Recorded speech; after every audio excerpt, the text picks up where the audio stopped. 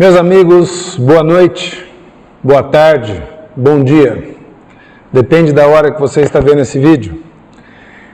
Eu estou muito satisfeito com a repercussão de nossas aulas. Esse trabalho que a gente vem fazendo, então, num período que era para estarmos parados, e nós estamos aí compartilhando conhecimento, procurando deixar a cabeça um pouco ocupada e focando no nosso trabalho. Eu tenho ficado muito feliz, tem gente assistindo ao redor do mundo todo, Portugal, Amsterdã, Estados Unidos, muitos colegas da América do Sul. Fico extremamente satisfeito e espero que realmente vocês estejam gostando.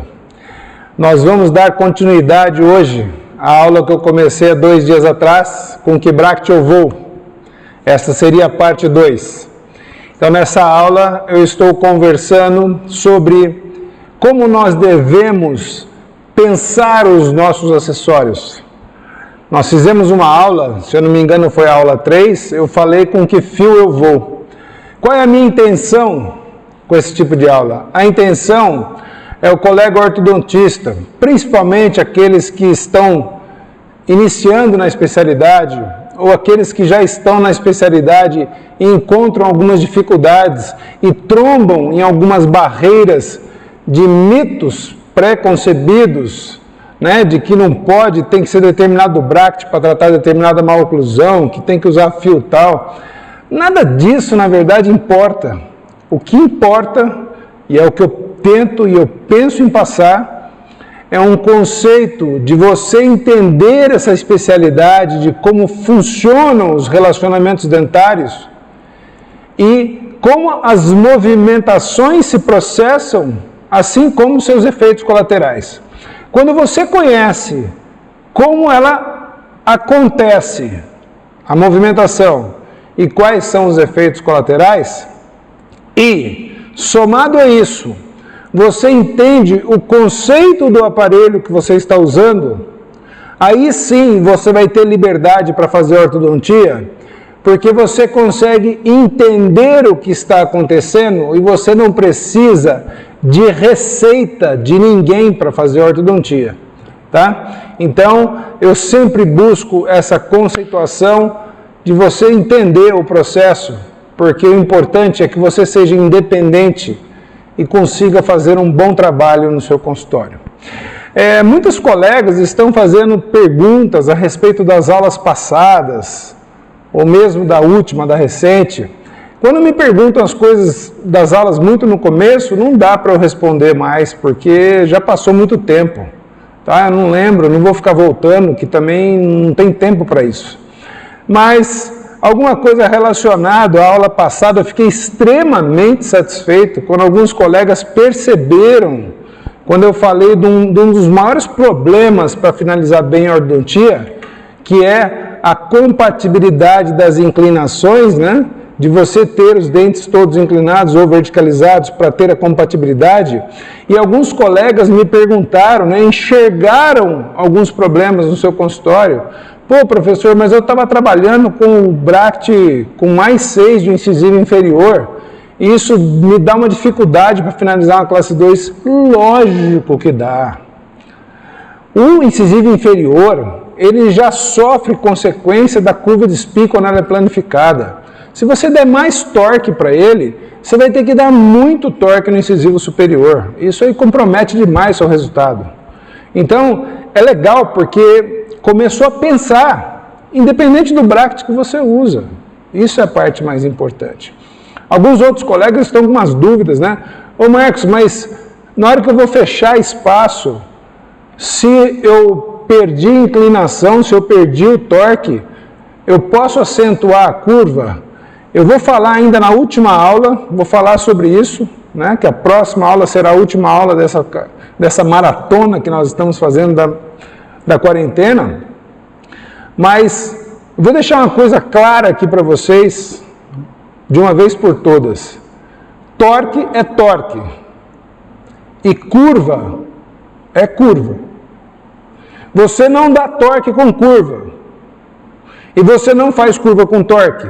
Então, se o dente perde torque, você dá torque. Se o dente pede curva, você faz curva. Não confunda as coisas. Não tem nada a ver uma coisa com a outra. Perfeito? Mas isso vai ficar mais claro também mais adiante. Muito bem, então continuando nossa jornada, vou recuperar alguma coisa, tem alguns colegas que perderam a primeira, mas eu vou ver se eu encaixo todo mundo na nossa história. Eu estava falando para vocês então que existem diversos tipos de prescrição de brackets e que todas derivam do Andrews, a prescrição original do arco reto, quando foi feito em 1972. E nós vimos então que as prescrições, por exemplo, de Roth aumentou os incisivos superiores e o MBT aumentou ainda mais. Isso foi muito importante, eu gosto muito da prescrição MBT, embora tenha usado Roth a vida inteira também. Mas quando você vê que é dado mais torque no incisivo superior, a gente pode chamar isso de prescrição de mecânica. Porque, na verdade, você não vai deixar o seu dente totalmente inclinado. É que a mecânica que você usa, principalmente as mecânicas de classe 2, tendem a tirar um pouco da inclinação do seu incisivo. Então, você dá mais para acabar no lugar certo. Essa é a ideia. Por quê? Porque se você der a posição ideal, final do seu dente, por exemplo, trabalhando com um bracket do Andrews 7, ele é legal se você tratar uma classe 1 que não tem nada para fazer. Mas se você tiver mecânica de classe 2 ou classe 3, a prescrição de finalização, que seria uma prescrição de Andrews, ela vai te dar problemas para você finalizar. Perfeito? Então, como eu disse, o ponto principal da minha aula é falar sobre as inclinações, que é onde realmente existe uma diferença boa de ser trabalhada as prescrições. Então nós temos esse MBT e o Roth com um pouco mais de torque. E nos incisivos inferiores, vocês podem ver a diferença. Veja só, o MBT nos dá menos 6, que seria um torque negativo de incisivo inferior, e o Andrews e Roth nos dão uma inclinação de 0. Então hoje nós vamos ver como é que a gente, conhecendo isso e o que significa essas medidas, como é que a gente pode fazer um uso racional de determinado tipo de bracket para que você facilite sua mecânica, certo? Então, eu quero dizer o seguinte, que se você teve a sua base no Edgewise, qualquer bracket você resolve seus problemas. Por exemplo, eu nunca precisei saber que bracket que eu estou trabalhando, porque se eu preciso de torque, eu dou torque, se eu não preciso, eu não dou. Tá certo? Mas a geração mais nova, isso de 20 anos para cá, aprendeu arco reto. E existe muita limitação para dar torque, para trabalhar com torque, por causa de tempo, por causa de conhecimento e assim por diante. Então, o meu objetivo hoje é explicar para vocês como é que você pode ter uma prescrição que te sirva em todas as más oclusões, desde que para isso você use a cabeça. Eu sempre tive no meu consultório uma prescrição, eu trabalhei mais de 20 anos trabalhando só com Roth, só. Qualquer tipo de caso, classe 2, classe 3, mordida aberta, extração de 4 prés, extração de 2 prés, sempre usei o mesmo bracket. Eu usava o Roth Light, adorava aquele bracket. Eles mexeram, mudaram alguma coisa, eu parei de usar. Mas foi aí que surgiu a oportunidade para a gente fazer isso que a gente vai conversar hoje, tá certo? Então, veja só, pensando nesses torques, nessas inclinações que nós queremos, então nós vamos dar continuidade ao nosso raciocínio. Veja só, não sei se todos vocês já ouviram falar de uma técnica chamada bidimensional. A técnica bidimensional, originalmente, foi proposta em 1982 para que fosse trabalhado os 4 incisivos superiores e os 4 incisivos inferiores fossem trabalhados com fio, com slot 18 por 28 ou 18 por 30. E todos os outros dentes da boca seriam trabalhados, então, com o slot 22 por 30 ou 22 por 28. Certo? Então, qual é o sentido disso? Por que trabalhar com um slot menor nos incisivos e maior nos dentes posteriores? Por várias razões.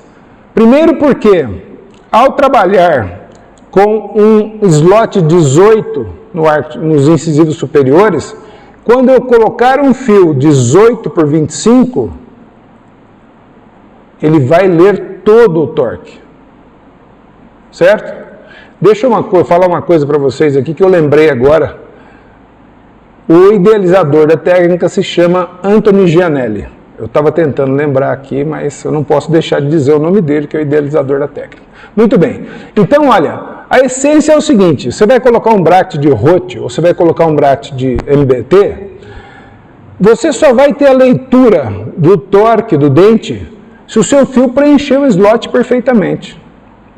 Então, como nós vimos, nós queremos isso, principalmente para os incisivos superiores, porque para fazer as mecânicas de classe 2 e de extração, a gente precisa ter uma inclinação maior para que, durante o movimento, ele perca um pouco e cabe no lugar certo.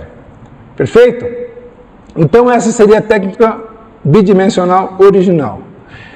E nos dentes posteriores, você tem o fio mais livre no bracket, porque você teria um fio 18 por 25 no slot 22 por 30, ou 22 por 28.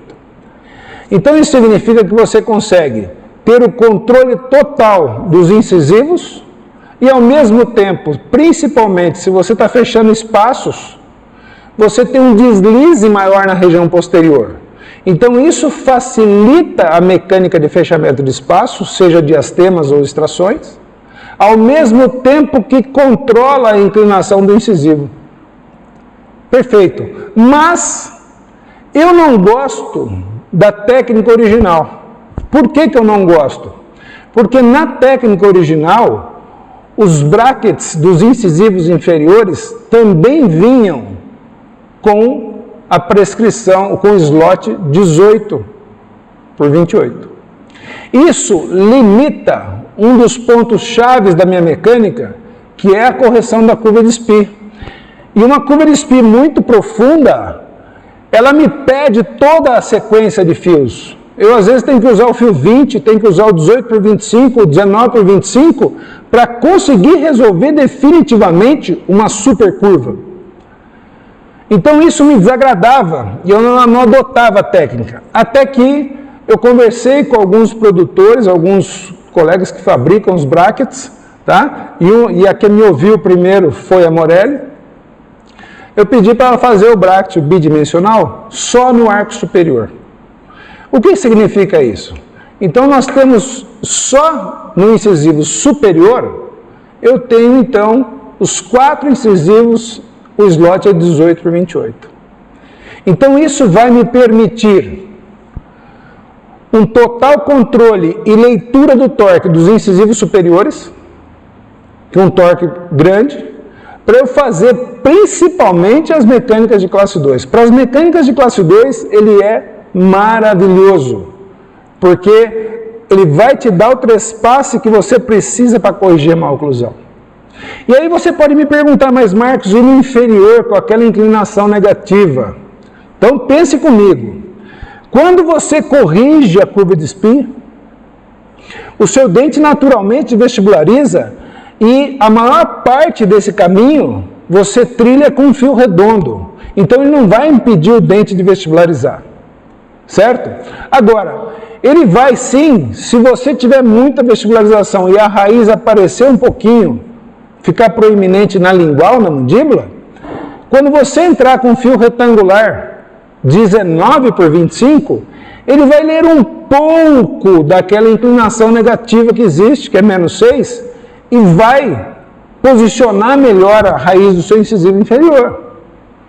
Eu não quero, com essa prescrição de menos 6, empurrar os incisivos para frente segurando uma inclinação negativa. Não, porque a base aqui, ó, a raiz do dente, ela tem que se manter na base, ó. Então o dente ele pode inclinar, mas você não pode querer tirar o dente para fora da base.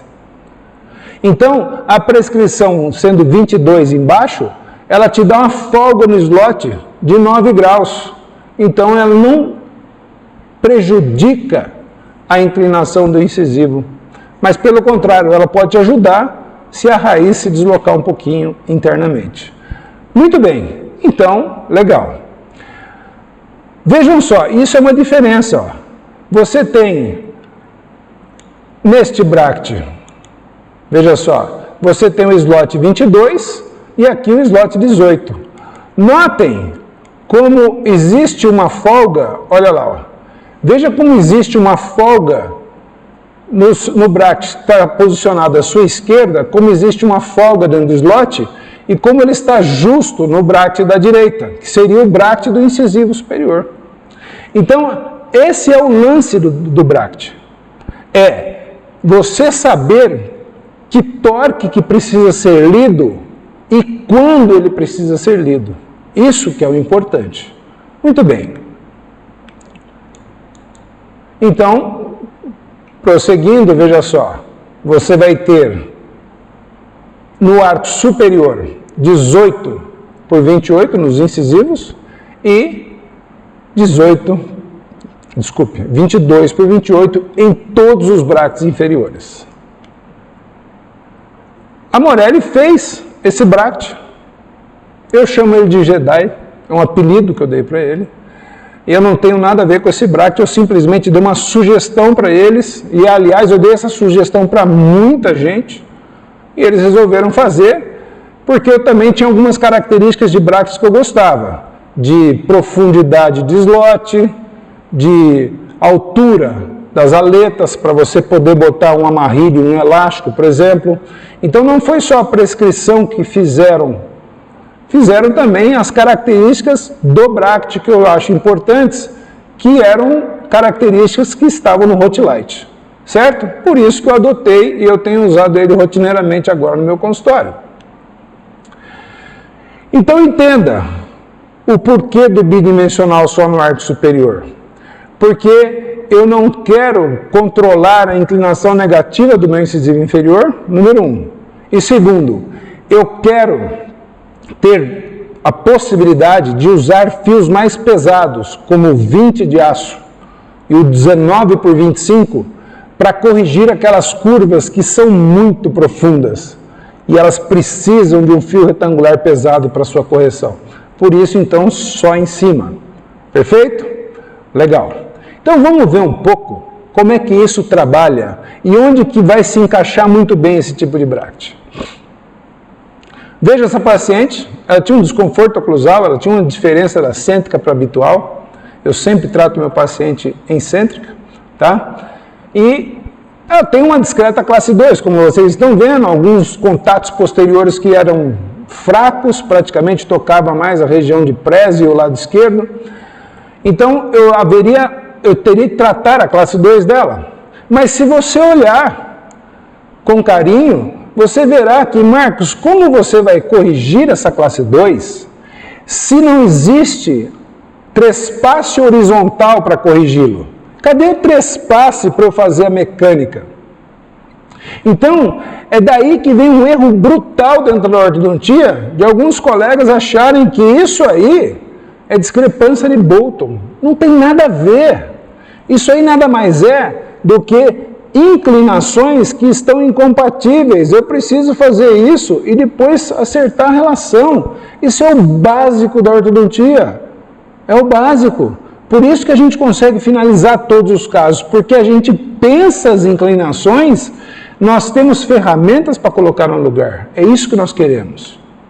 Então vejam, eu monto o aparelho, vou alinhando e nivelando, e na hora que você chegar no fio retangular, veja só, embaixo nós estamos ainda num fio 20 de aço, corrigindo essa curva de espinho inferior que existia, mas nesse momento, percebam, nesse momento eu ainda não tenho um overjet para trabalhar o elástico de classe 2 que vai ser trabalhado. Então esse fio 18 por 25, ele entra agora e ele vai ler a prescrição. E na hora que ele ler essa prescrição, ele vai dar o torque no incisivo, vai criar o overjet e você tem a possibilidade de tratar o seu paciente.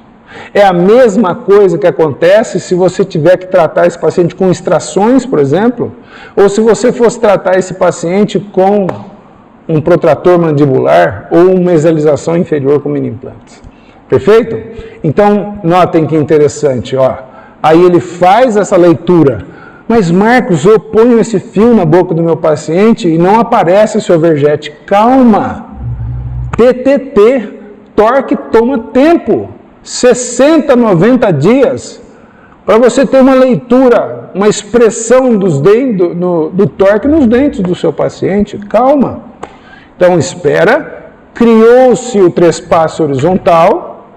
Agora, com fio retangular embaixo, sim, elástico de classe 2, o fio retangular embaixo, porque existe uma tendência natural de inclinação pela força do elástico. Se você puser um fio redondo, ele vai inclinar mais ainda. Quanto mais inclinar o incisivo inferior para vestibular, maior vai ser a sua necessidade de inclinar mais ainda o superior. Então, quanto menos inclinação você tem do incisivo inferior, menor a sua necessidade de aumentar a inclinação do de cima. E algumas perguntas chegaram para mim em relação a isso. Marcos, por que você não conjuga os dentes inferiores quando você reverte a curva para evitar a vestibularização? Meu Deus! Então você não entendeu ainda que 2 mais 2 são 4. Que se você tem uma curva e cada dente é um elo de uma corrente, quando você coloca eles em linha reta, eles vão aumentar. Não tem nada que você possa fazer na sua vida para eles não aumentarem, a não ser extrações ou desgastes dentários, que eu jamais vou fazer para resolver esse problema. Perfeito? Então, muito bem. Criamos o trespasse, elástico de classe 2, vamos fazer a mecânica, vamos chegar na posição, vamos fazer um desmame de 3 meses com esse elástico, e aí então, olha lá, uma sobrecorreção, um paciente adulto, veja a planificação total da curva de espinha inferior, até passando um pouco do ponto, tá? Para não ter interferência durante a mecânica, para corrigir esse espaço. E agora sim, aí depois os fios, o fio inferior já plano, eu espero ali o dente assentar, né? Fizemos o desmame.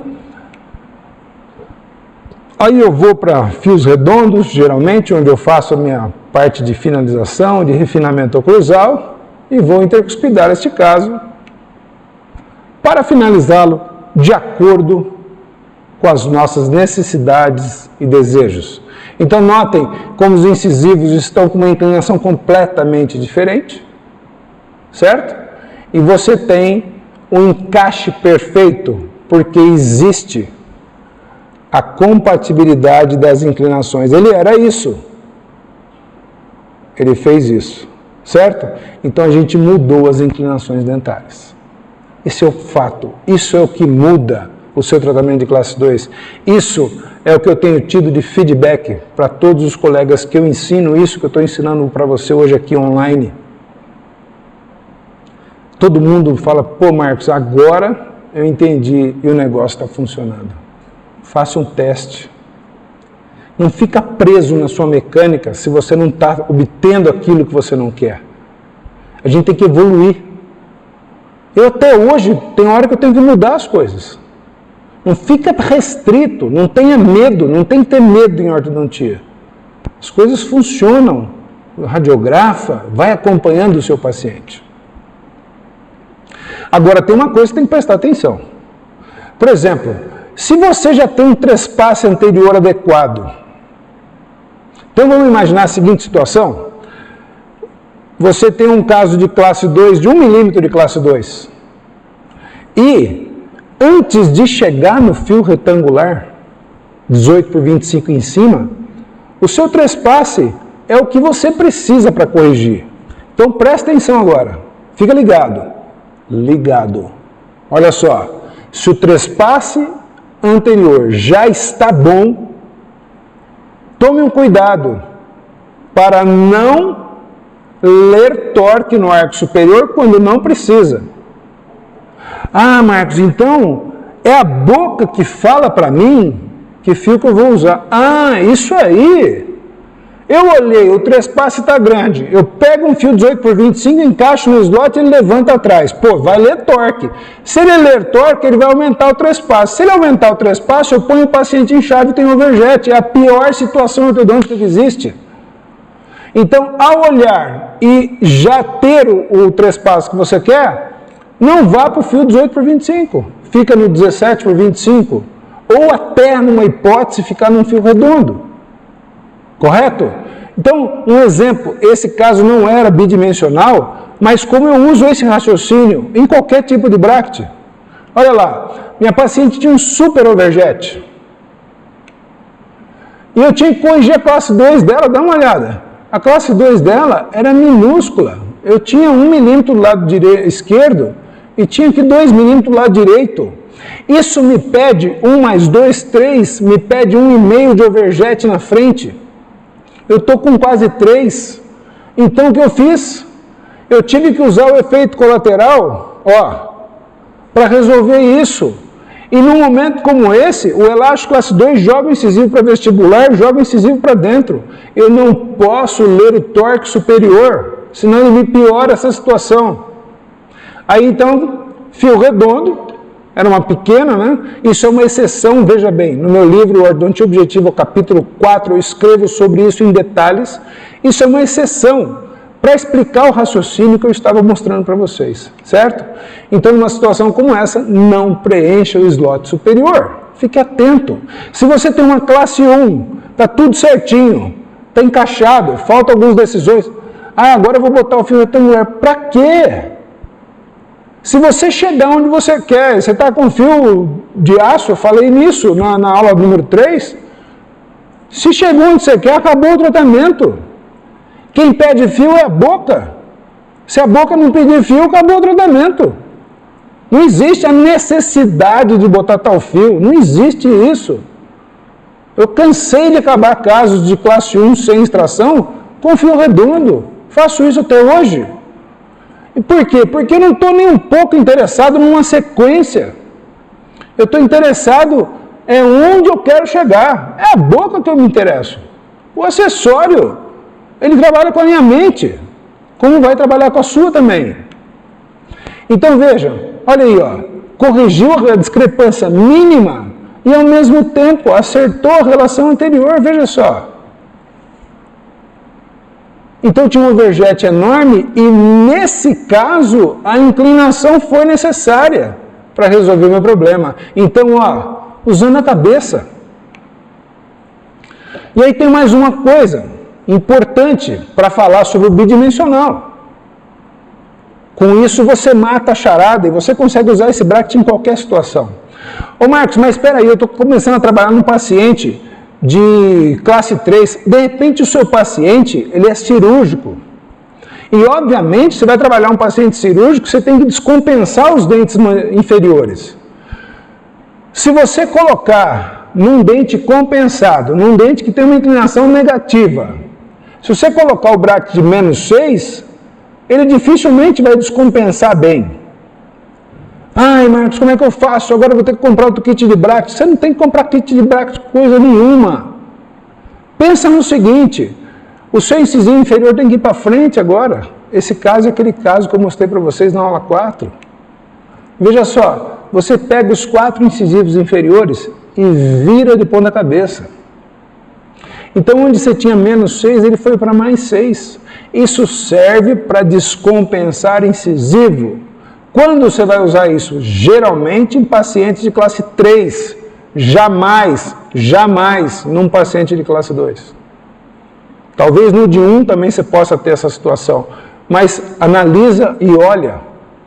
Então, vira de ponta cabeça, o que acontece? Essa é a posição normal do bracket do incisivo inferior. Veja, ele encostado no dente, ele está... A relação não está exata aqui, mas esse é o bracket original. O que eu vou fazer? Eu vou virar ele de ponta cabeça. Então, olha, esse bracket aqui, veja, virado de ponta cabeça. Veja, a base dele ficou invertida, né? Então, agora, acerta. Veja só, é o mesmo bracket virado de ponta cabeça. Notem a expressão, né, do torque virado para cima. Lembrando que esse dente aqui é um dente inferior. Então vejam a quantidade de torque vestibular que vai acontecer quando você passar um fio retangular nesse dente. Mesmo que não seja um slot justo, mas você vai ter uma boa leitura. Porque não existe uma mecânica ali que você vai jogar esse incisivo para frente, né? Se a mecânica é de classe 3. Então, o que você faz? Olha lá, ó, você inverte o bract. Ó. Então, aqui eu estou mostrando o bract invertido colado. Veja como ele expressa demais o torque vestibular. E aí, perfeito. Você muda, olha lá. Ó. E você tem o movimento que você queria. Então, esse caso, eu poderia ter trabalhado com... Eu não trabalhei aqui com o bidimensional, mas se eu tivesse trabalhado com o bidimensional, eu ia ler o superior, porque essa inclinação negativa estava horrorosa, e ia inverter o bract inferior para que ele desse os torques que eu dei na mão, num bract rote. Perfeito? Então, concluindo, nessa história toda, vocês percebam que tudo isso que a gente fala, que a gente vai buscar o conhecimento, eu quero que você entenda como é que funciona. Você sabe o que é? Você acha que você vê no caso clínico, você aprende, eu quero ver um casinho aqui, um casinho ali. Não!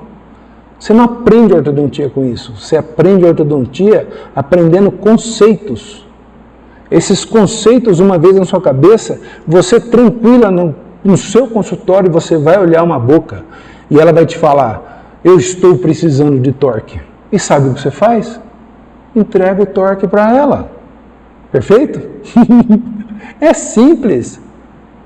Apesar de parecer complexo. É simples quando você entende os conceitos. É complexo quando você acha que existe uma regrinha para cada boca que você for tratar. Ok? Então eu te deixo com uma última pergunta. Então, Marcos, se você não... O fio não é a coisa mais importante do mundo, se o bract não é a coisa mais importante, fica a questão, qual é o dispositivo mais precioso da ortodontia? É o parafuso? É a banda? Não. O dispositivo mais precioso da ortodontia é o que está na sua cabeça. É isso aí. É o seu cérebro, a sua mente. É você entender o processo. Fico feliz se com isso você está pensando diferente. É um prazer muito grande para mim ensinar a ortodontia dessa forma, que você pensa e que você toma suas decisões sozinho. Então vou ficando por aqui. Convido vocês para a última aula que vai ser fantástica. E quero que vocês saiam dessa quarentena melhores do que entraram. Eu com você, você comigo. Juntos sairemos melhores. Muito obrigado e fiquem comigo. Até a próxima.